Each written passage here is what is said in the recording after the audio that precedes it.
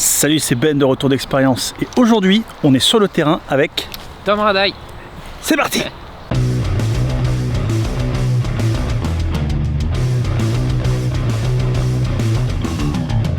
Et alors juste avant de vous laisser avec ce long reportage, je voulais remercier Tom qui a accepté de jouer le jeu et de me laisser le suivre. Pour ceux qui suivent la chaîne depuis longtemps, vous savez que c'est un projet que j'avais depuis un long moment, plusieurs années, de suivre des professionnels, etc. Là, j'en avais les moyens, la possibilité, donc j'ai suivi Tom. Faut que vous sachiez que c'est une vidéo qui a demandé un temps énorme. Ça a été des semaines de travail, d'écriture, de tournage, de montage. J'ai eu un nombre de complications techniques pas possible. J'ai un speed booster qui m'a lâché, un micro qui m'a lâché, enfin... Voilà, on n'est pas sur le niveau de qualité maximum que je voulais vous proposer. J'ai réussi à rattraper pas mal de trucs pour que ce soit écoutable et de façon agréable, mais effectivement, pour les plus pointilleux d'entre vous, on n'est pas au top. Cela dit, ce sera hyper intéressant. On parle de matériel, on parle de technique photo, on parle d'approche client, on parle de business, on parle d'Instagram, on parle de livraison photo, on parle vraiment de beaucoup de sujets. Vous allez voir, c'est assez dense et assez complet. Tom est quelqu'un qui sait de quoi il parle, donc vous allez voir, c'est très intéressant et même les vidéastes vont s'y retrouver. Comme ça a été beaucoup de boulot, et je suis pas trop du genre à vous demander ça, mais si vous pouviez mettre un petit pouce bleu, même si vous regardez pas tout en entier, mettez un petit pouce bleu, un petit commentaire, ça me fera plaisir, ça va m'encourager. Je ferai d'autres formats comme celui-ci. J'ai d'autres professionnels en vue déjà, avec qui j'ai un petit peu discuté, que je suivrai, du vidéaste, du photographe. Voilà, ça a été beaucoup de boulot. J'ai conscience que des vidéos de cette taille font rarement le plein de vues. C'est pas grave, je m'en fous. L'important, c'est que ça plaise au moins à 2-3 personnes. Ce sera déjà pas mal. En attendant, je vous laisse avec cette vidéo. Profitez bien. Bonne écoute. Salut.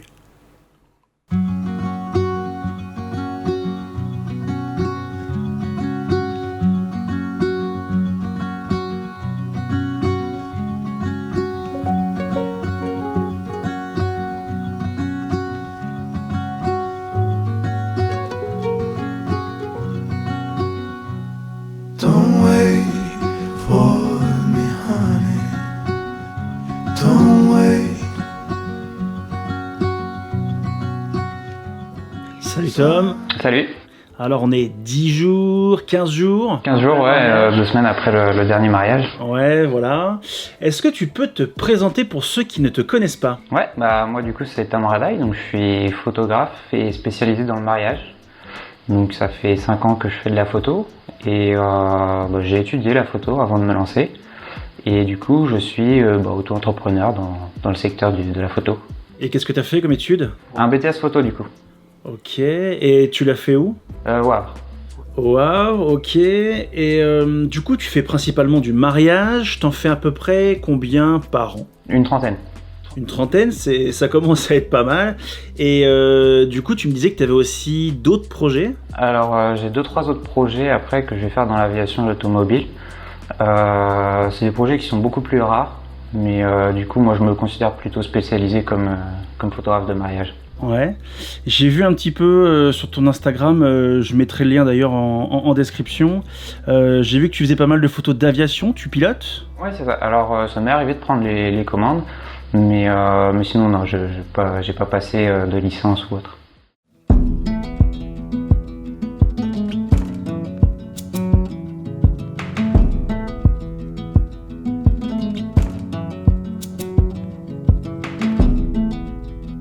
It's the coldest hand that run down this land where the ocean ends. It's the tallest sound, the damn smallest crowd, but their hearts break loud. Far from ever feeling lost with me, I'll push you back towards the land and sea. They're going down for love and love is free. Stick with me and I will guarantee.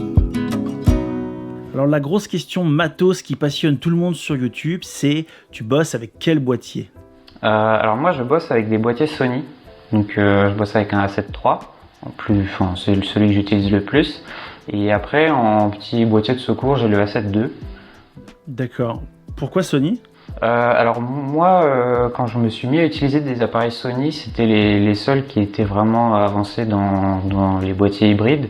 Pour le mariage, c'est pas mal.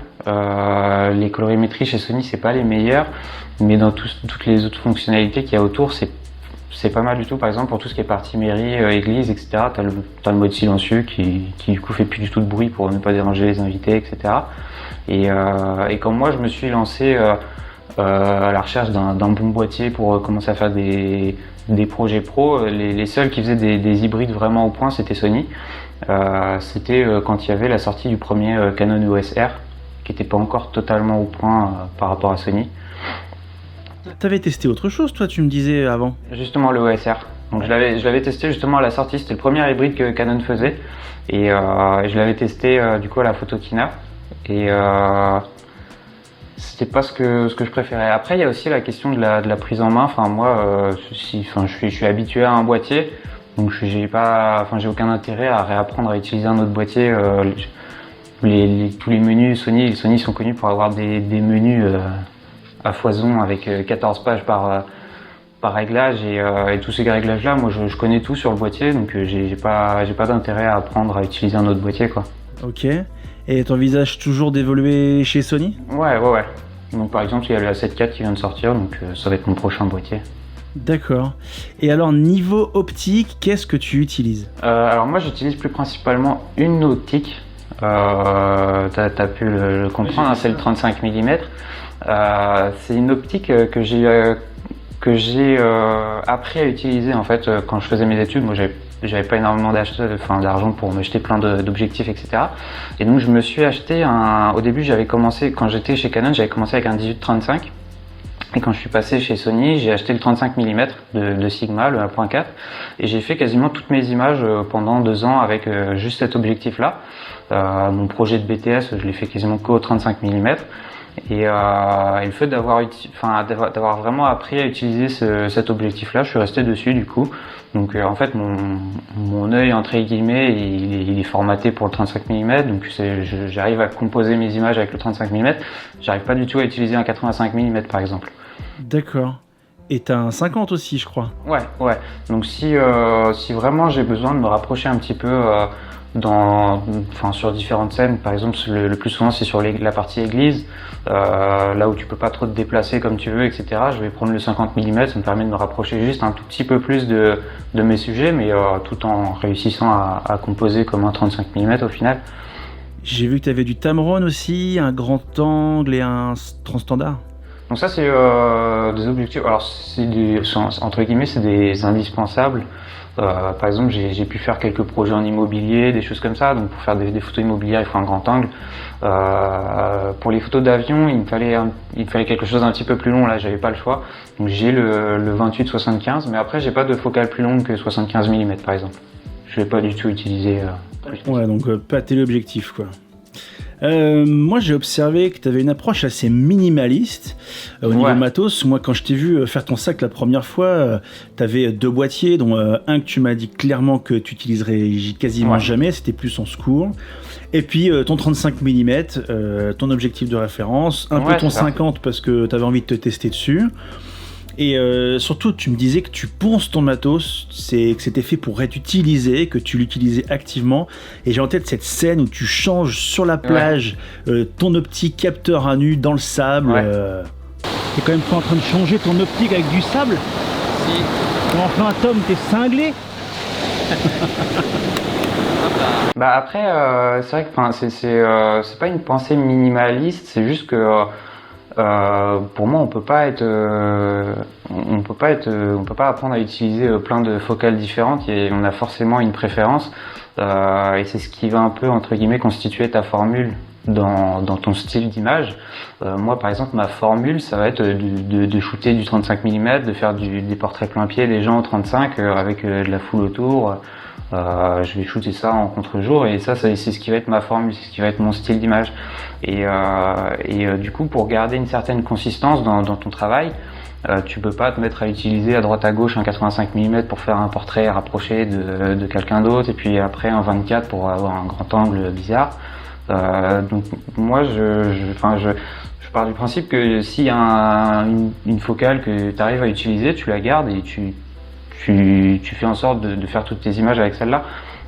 Si j'ai besoin de me rapprocher un petit peu plus des mariés sur la partie mairie, je me rapproche de mes mariés si j'ai envie d'être un peu plus proche d'eux, des choses comme ça. Donc je vais mieux, enfin je me sens plus à l'aise de me rapprocher des gens si j'ai envie d'avoir un portrait vraiment cadré sur leur visage ou autre, plutôt que de prendre un 85 et puis d'être à 3 mètres 2. D'accord. Et au niveau de l'entretien, tu disais que tu mettais tes boîtiers... Ouais, du coup, donc oui, moi le matériel, j'ai aucun mal à l'utiliser dans n'importe quelle condition, dans le sens où c'est du matériel qui est fait pour déjà dans un premier temps. Une poussière sur un capteur, ça arrive quoi qu'il arrive, même si tu fais le plus attention au monde, que tu changes ton objectif dans une pièce vide ou quoi que ce soit, il y aura toujours de la poussière sur un capteur. Donc la solution, c'est tout simplement de laisser son boîtier de temps en temps dans un labo, il te le nettoie, ça coûte 70 €, tu récupères un capteur tout neuf. Et la dernière chose, c'est que moi, sur un mariage, pour mettre mes sujets un petit peu en valeur, je vais toujours shooter avec la plus grande ouverture possible. Et si je shoot par exemple à 1.4, une poussière sur le capteur, elle se verra jamais. Donc ça ne me dérange pas du tout d'utiliser mon matériel comme il se doit. Alors j'ai vu que tu proposais de l'argentique. Ouais. J'ai fait des images de ton gros boîtier la Pentax et j'étais hyper surpris de voir à table que tu avais sorti un tout petit boîtier argentique. Moi je pensais que c'était pas un boîtier jetable, tu vois, mais genre de boîtier qu'on avait tous avec nos parents quand on était plus jeunes, et toi tu proposes ça en mariage. Ouais, carrément. Donc c'est pour la partie soirée. C'est pour rappeler un petit peu l'esprit, c'est exactement ça en fait, c'est l'esprit un petit peu appareil photo jetable. Je trouve que c'est un petit charme en termes de photos souvenirs en fait, de l'espèce de rendu avec le flash en pleine figure et puis le rendu argentique qui va avec, et les gens aiment bien ça en général. Moi-même, ça me rappelle les photos que je faisais quand j'allais en sortie de classe. Mes parents m'achetaient toujours un petit boîtier argentique pour que je fasse des photos et tout. Donc moi, je l'utilise du coup pour faire les photos de soirée en général. C'est une demande que tu as beaucoup ? Non, je l'ai pas beaucoup. Moi, je le fais par moi-même après, même si on me demande pas. Et du coup, comment tu les développes ? Alors je les laisse dans un labo. Et tu fais du drone, ça fait longtemps que tu proposes de la photo au drone ? Ouais, alors moi j'ai acheté, donc c'est le Mavic Air 2 qui est juste là. Donc moi je l'ai acheté directement à sa sortie. Il est sorti il y a 2 ans je crois, ou quelque chose comme ça. Donc j'en fais automatiquement, c'est pareil. C'est pas le drone, ça va pas être quelque chose que je propose. Je vais pas dire c'est une option ou quoi que ce soit, c'est quelque chose que moi je rajoute dans mon reportage. Ça fait quelques images qui viennent se rajouter de toute la partie domaine. Je vais pas prendre les invités en photo, mais le lieu du mariage, des détails, des paysages. Ouais, c'est ça, c'est de la scénographie en fait. Ça va mettre un petit peu d'ambiance dans mon reportage. Et donc je vais le faire à chaque fois. Et après ces photos-là, c'est pareil, je peux les envoyer au domaine. Ils sont toujours contents. Et puis. Tes clients, tu fais 30 mariages par an, c'est pas rien. Moi je connais beaucoup de photographes qui en font beaucoup moins que toi, au moins 30% de moins. Comment est-ce que tes clients te trouvent ? Alors principalement sur différents annuaires déjà. La grosse référence c'est mariage.net. Après petit à petit je m'en éloigne un petit peu de ces annuaires-là. Je compte plus sur les réseaux sociaux, sur lesquels je fais pas mal de pubs. Et puis après ça va être mon site internet que je mets en avant avec du Google Ads, Facebook Ads. Et j'ai vu que tu avais eu un award chez mariage.net. Ouais, du coup c'est un award qu'ils remettent en fait tous les ans, qui est mis en là-bas. En fait ils le remettent tous les ans aux différents prestataires qui atteignent un certain nombre de statistiques en termes de réponses, en termes de mariage booké, de commentaires aussi. C'est un award qui est basé sur les avis des clients. Et ils le décernent en fait à partir d'un certain nombre de petits points cochés sur la checklist. D'accord. J'ai vu que tu étais très actif sur les réseaux sociaux, tu as fait pas mal de reels. Ouais. Pendant que j'étais avec toi, tu m'expliquais que ça faisait partie de ta com, que tu misais pas mal sur Instagram. Tu arrives à avoir beaucoup de contrats avec Insta ? Ouais. Ça c'est quelque chose qu'il faut arriver à se mettre en tête, c'est que même avec des tout petits comptes, on peut faire tourner un business entier, parce que y a des petites règles à suivre. En fait, mettre des photos quotidiennement sur Instagram, c'est plus d'actualité dans le sens où la demande en termes de contenu des gens elle a changé. Maintenant, le contenu vidéo, c'est 1000 fois plus consommé que les photos. Et le fait rien que de poster des reels une fois par semaine, 2 fois par semaine, ça va toucher une audience qui est énorme par rapport au nombre d'abonnés qu'on peut avoir. Et moi, ça m'a permis de décrocher pas mal de mariages, rien que comme ça, en faisant, je sais pas, des reels tout bêtes de 2-3 scènes d'un mariage que je filme avec mon téléphone et après je balance 2-3 images. Ça, sur une musique, ça peut faire des milliers de vues.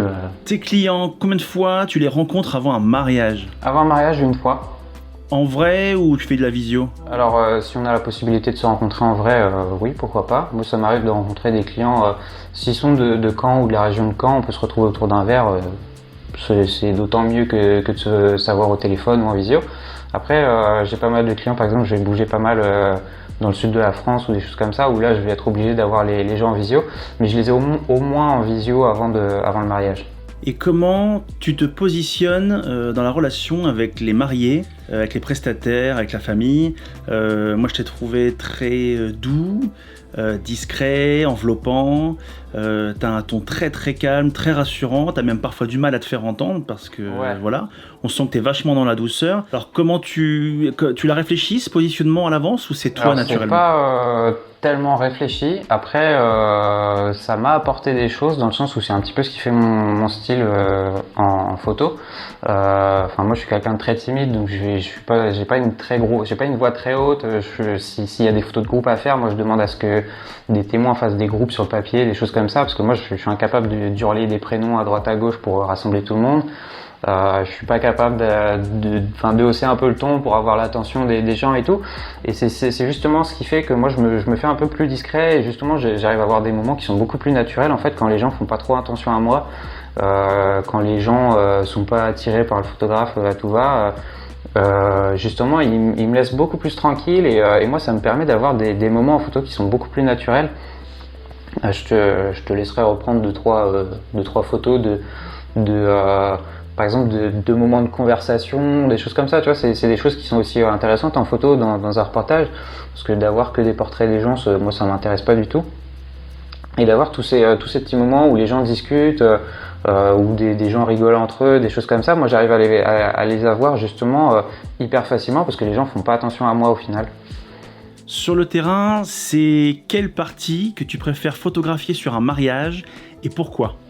La partie que je préfère photographier, alors moi je dirais la séance de couple le soir, quand les conditions sont vraiment moi en ce moment j'adore shooter au crépuscule, et quand la lumière est vraiment au top pour shooter au crépuscule, ça va être la lumière la plus simple à shooter.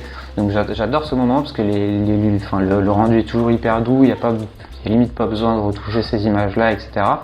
Les mariés, souvent, moi j'arrive à me faire comprendre sur le fait que les mariés doivent avoir un petit moment entre eux, que je vais pas les faire poser, des choses comme ça. Je vous vois, comme ça que je vais prendre en photo d'un petit peu plus proche.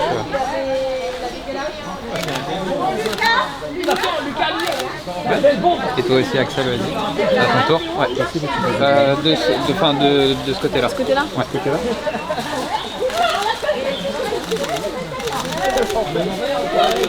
Ok, top.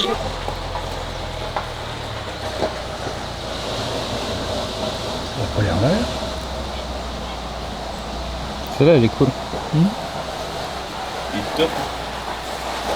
Et donc c'est un moment que j'aime bien, c'est un petit peu plus calme, il n'y a pas tous les invités à droite à gauche à prendre en photo.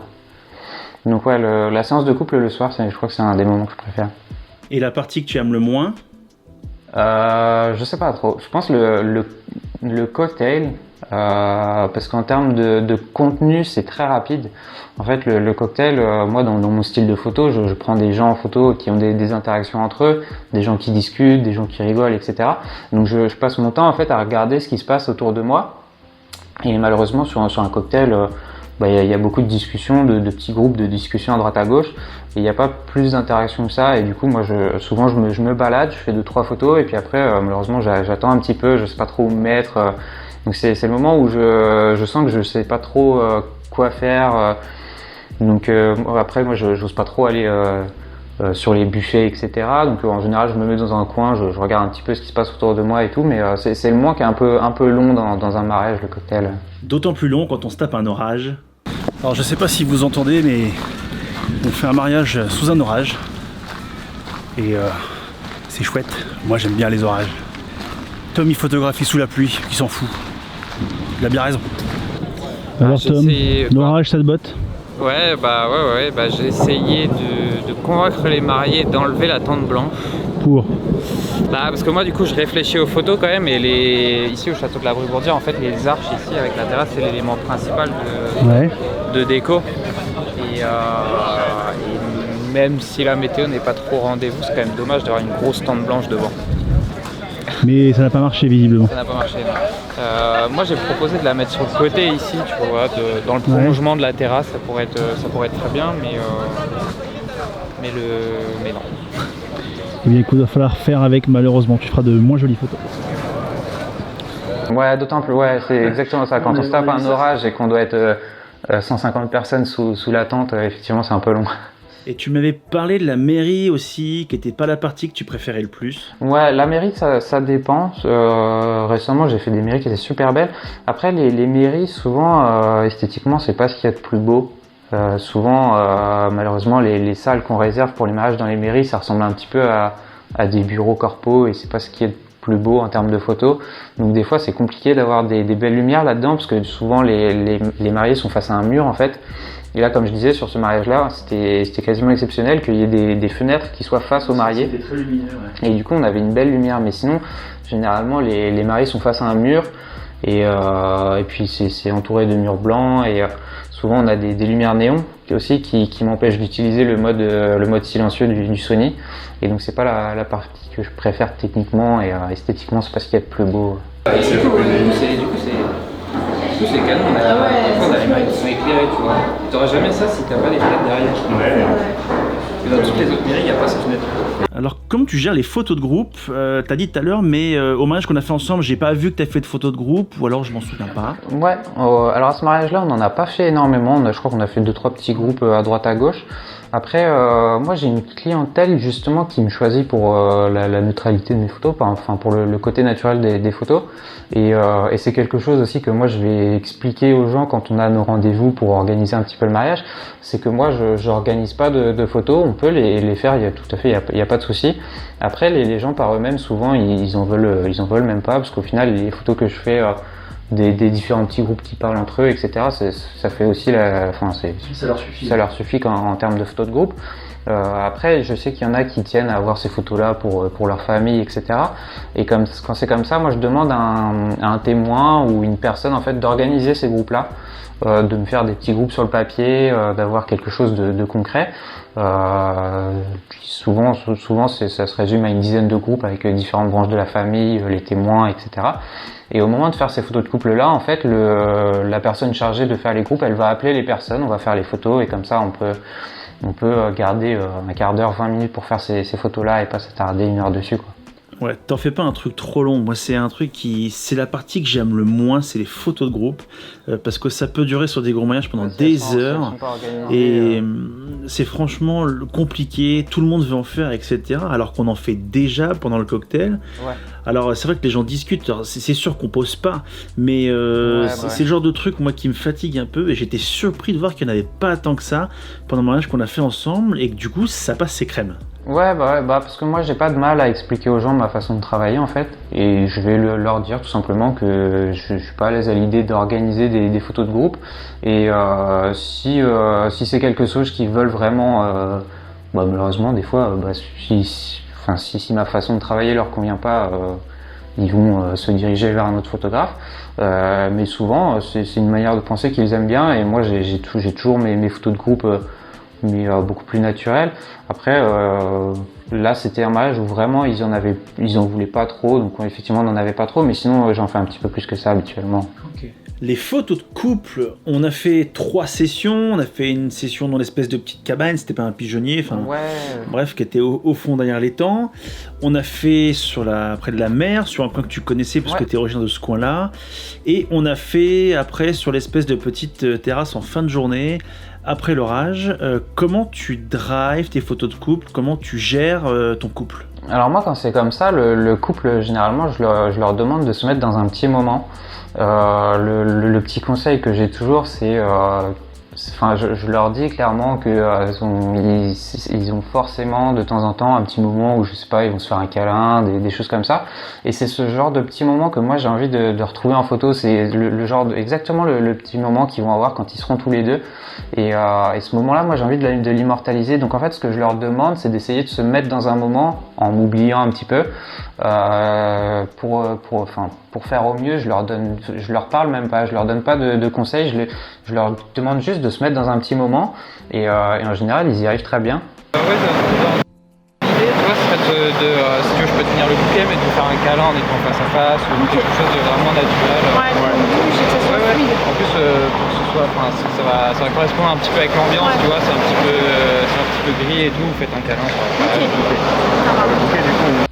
Et donc moi quand c'est comme ça, je peux commencer à faire mes photos et quand ils sont dans ce petit moment-là, c'est après que je peux commencer à donner des petits conseils sur des petits changements de position, si je vois que sur la photo ça fait pas très bien leur façon de regarder, des choses comme ça, je peux leur dire de regarder à droite à gauche, mais dans un premier temps je les laisse vraiment tous les deux se mettre dans un moment et généralement ça le fait très bien. Tous les couples en général ils commencent par se faire juste un petit câlin, ils se mettent face à face, ils se font un câlin et quand c'est comme ça je commence à faire mes photos et puis après je leur dis voilà vous pouvez faire ça ou ça et ça le fait très bien de cette manière. Et tu les fais pas poser quoi? Ouais voilà. De toute façon c'est quelque chose que moi je sais pas faire. Si moi je demande à un couple qui est pas un couple de mannequins de faire une pose quelconque, ça le fera pas du tout. Donc je trouve que cette manière-là le fait totalement. Donc Alors, en dehors de toi et moi, il y avait un vidéaste qui était là, qui, par le plus grand des hasards, est quelqu'un qui suit la chaîne et qui a acheté du matos en suivant ma chaîne. Donc, c'était un pur hasard parce que c'était un mec qui n'était pas de la région. Et en vous regardant bosser tous les deux et en dérushant un petit peu la journée, j'ai remarqué qu'il était super souvent dans ton champ. Plein de fois, il faisait pas très attention.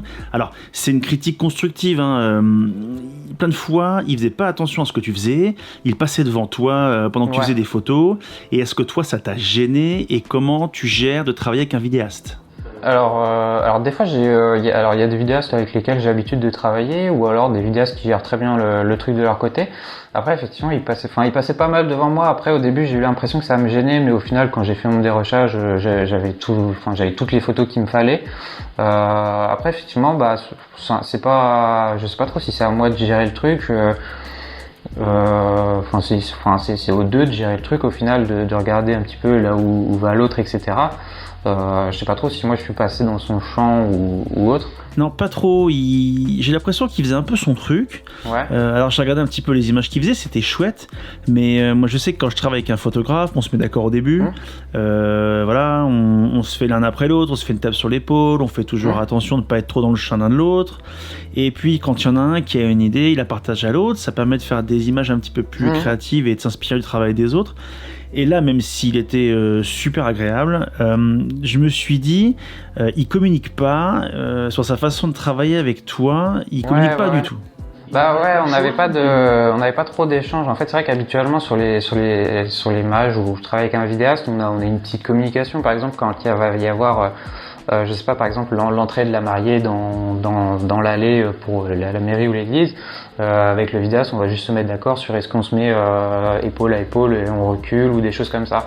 Et là effectivement on n'a pas du tout échangé sur toutes ces choses là. Et du coup c'est un truc qui t'arrive pas très souvent, t'es habitué avec des gens Ouais, bah après déjà dans un premier temps des mariages avec des vidéastes c'est beaucoup moins rare que quand je suis tout seul et quand je travaille avec un vidéaste, comme je t'ai dit, les fois où je travaille avec un vidéaste c'est un vidéaste que je connais ou autre et effectivement là on va pas mal communiquer donc ça le fait très bien.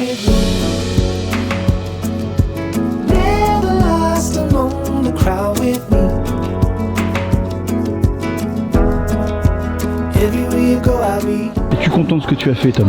Ouais, carrément. Est-ce que c'est beau ce que tu as fait? Je suis content. Malgré le temps un peu grisâtre qu'on a eu sur la plage. Oui, mais tu aimes courir nu sur la plage. Merci. Je m'en prie.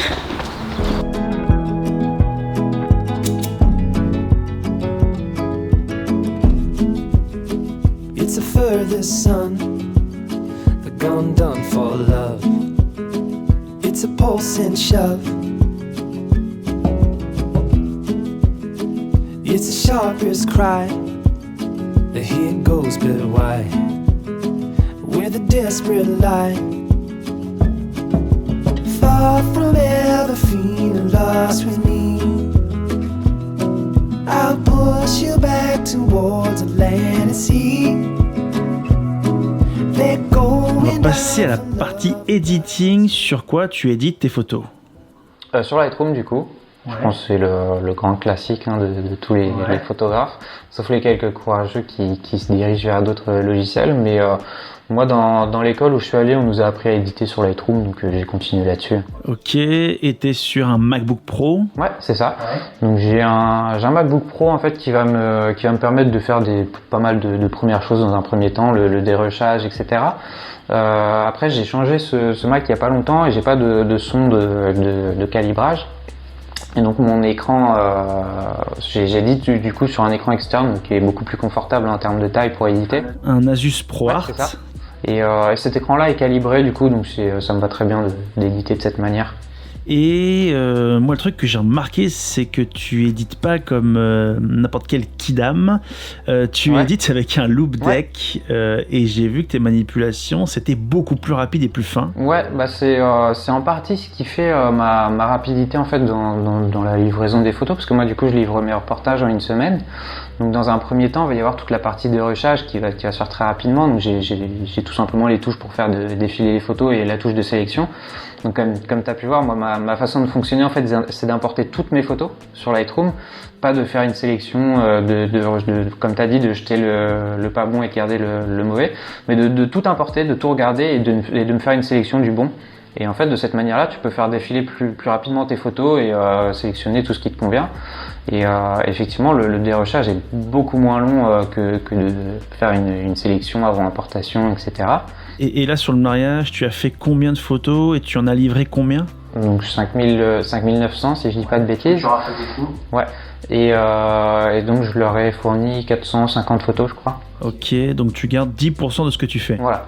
Après, sur ce petit pourcentage-là, il y a une énorme partie des photos qui va être des doublons, voire même du triple ou quadruple, du fait que je shoote pas mal en rafale les petits moments d'interaction. En fait, tout ce qui va être discussion entre les gens, je sais pas, une invitée qui se tape une barre ou autre.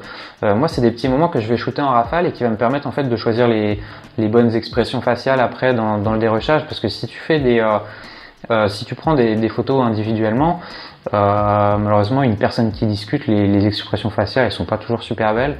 Et donc le fait de shooter tous ces petits moments-là en rafale, ça va me permettre de faire une petite sélection des meilleures expressions faciales en fait, et d'avoir des invités qui sont contents de pas avoir les yeux fermés sur les photos, etc. quoi.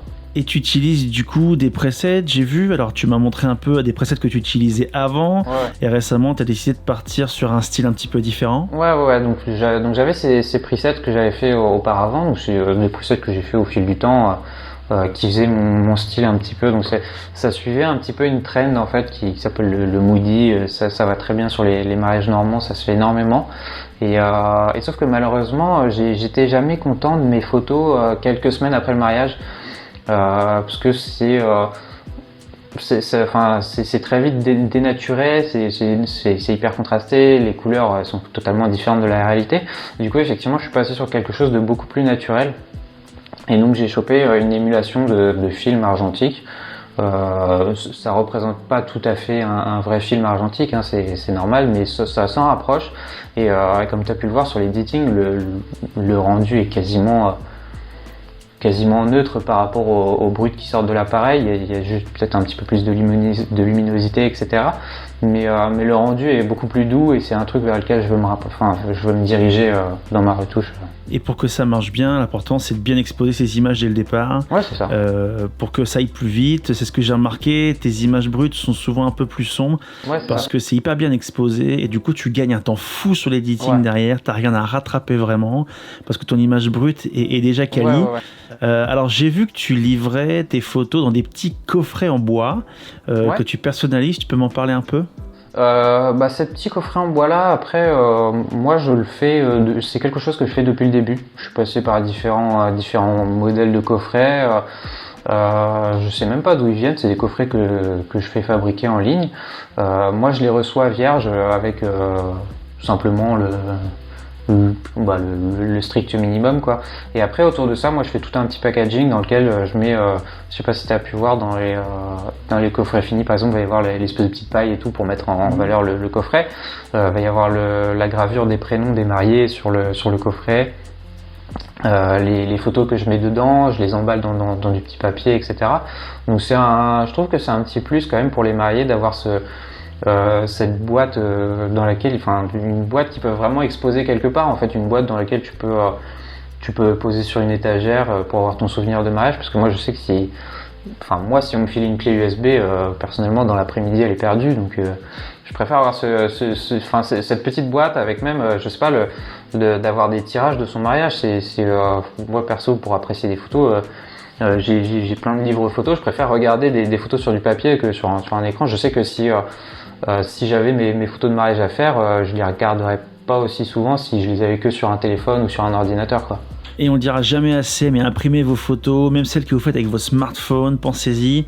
C'est ce qui fait que ça dure, c'est ce qui fait qu'on les regarde et qu'on prend du plaisir. Combien de photos tu mets dans un coffret ? Donc moi j'en mets une centaine.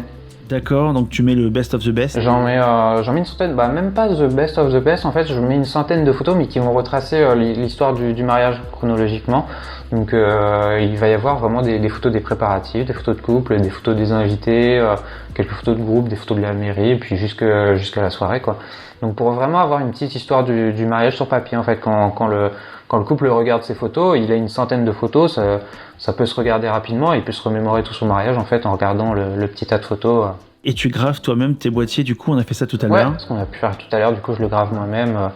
Parce qu'en fait les différents fabricants qui fabriquent ces coffrets proposent une gravure, mais ils vont proposer une gravure unique sur un certain modèle. Et donc ce que font les photographes en général, c'est qu'ils vont graver leur logo sur les boîtes. Et je trouve ça mieux d'avoir les prénoms des mariés gravés dessus, parce que moi moi en fait quand je réfléchis à des choses à faire en tant que photographe, je me prends moi-même comme client et je m'imagine ce que je ferais si j'étais client. Je pense que c'est un petit peu ce que fait tout le monde et c'est une réflexion toute bête que j'ai, mais si moi par exemple je devais recevoir une boîte avec mes photos de mariage, je préférais qu'il y ait mon prénom dessus plutôt que le nom d'un photographe dessus quoi. Tu l'as payé combien ton petit graveur laser ? Donc un petit graveur laser comme ça va coûter une centaine d'euros. Après c'est un petit graveur laser c'est un petit peu archaïque, hein, tu as pu voir, j'ai dû me faire un petit repère, il n'y a pas de détection automatique d'objets avec un placement au milieu, etc. Mais après, il y a quelques tests à faire et avec un petit repère, 2-3 petits réglages sur le logiciel, ça le fait très bien. Et tu disais que c'était super intuitif à utiliser. Ouais.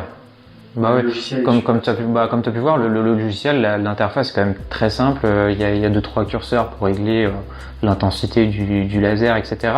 Mais après, c'est tout.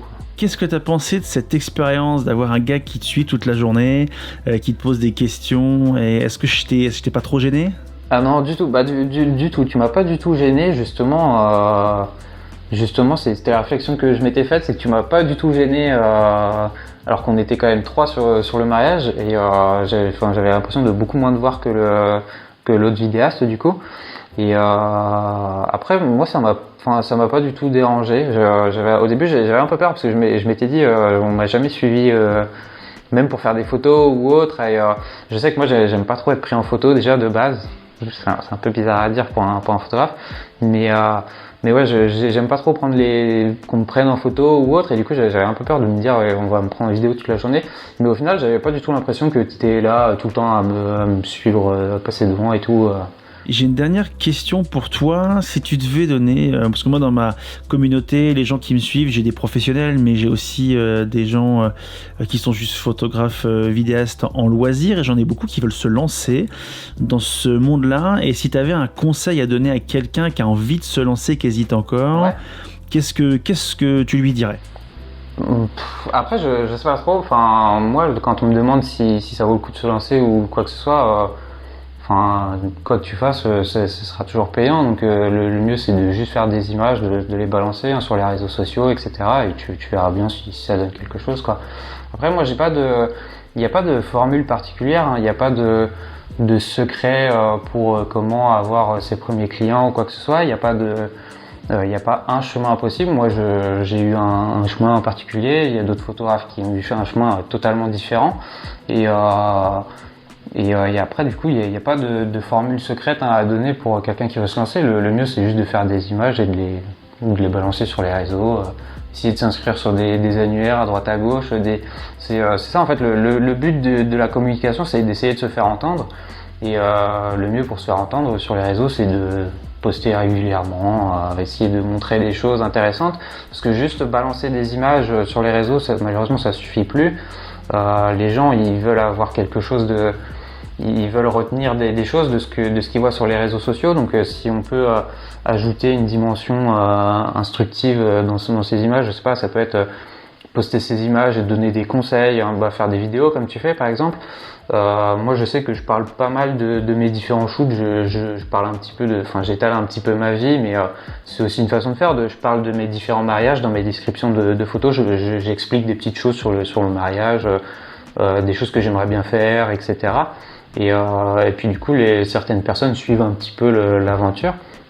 Donc ouais, d'essayer d'apporter quelque chose à ces images en plus, plutôt que de juste les balancer dans un premier temps, ça peut faire une grosse différence. Exposer son travail, quoi. Ouais, c'est ça. Ouais, c'est ça. Il n'y a pas de secret, faut juste balancer son travail et puis si ça marche pas, il faut continuer à le balancer, c'est tout. Bon bah c'est cool, je te remercie Tom de t'être autorisé, de m'avoir autorisé à te suivre, à ce premier sur le terrain avec, je vais en faire d'autres, mais t'es le premier qui a accepté. Et assez rapidement t'as dit ouais banco on y va, j'ai trouvé ça vraiment super et très instructif d'avoir ton approche à toi sur la photo, surtout que tu en parles très bien. Donc voilà, je te remercie, je mettrai tes réseaux, ton Insta, etc. dans la description de la vidéo. N'hésitez pas à mettre des petits commentaires et si vous avez des questions, je les ferai passer à Tom qui, j'en suis sûr, prendra 5 minutes pour y répondre. Donc voilà, je te remercie Tom et à plus sur un mariage. J'espère aussi, ce serait avec plaisir de travailler avec toi. Bon, ça y est, c'est fait. C'est une journée qui se termine, journée qui se termine encore à la lumière du jour. C'est clair. Est-ce que tu as apprécié ce mariage ? Ouais, malgré un petit peu d'ailleurs, on a encore un tout petit peu de brouillard, de pluie, etc. C'était quand même super cool. Mais on a bien rigolé. Ouais. Quand même. On a fait des belles images. Surtout toi. Ouais, moi je suis plutôt content, j'ai hâte de regarder un petit peu ce que ça va donner. Ouais, carrément. J'ai regardé ça les deux. Donc voilà, au moment où on tourne ça, dans quelques jours on se retrouve et on va débriefer tout ça avec Tom. Donc voilà, en attendant, prenez soin de vous. Salut.